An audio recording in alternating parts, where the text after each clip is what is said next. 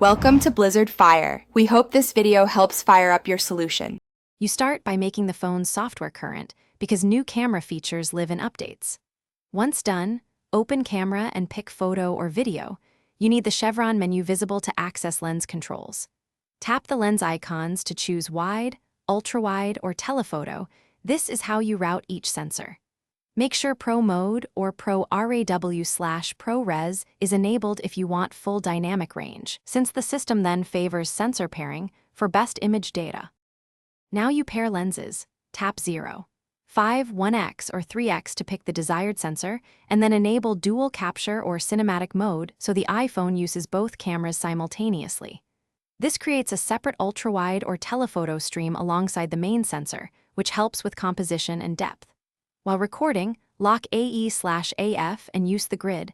Doing so keeps exposure consistent when the system blends frames. Also, switch to Pro settings when you need manual ISO, shutter, or white balance control. Finish by reviewing clips in Photos. Export Pro RAW or Pro Res if you need detailed editing files, because those formats preserve sensor data from both lenses. When exporting, choose Original Quality to retain the dual capture benefits.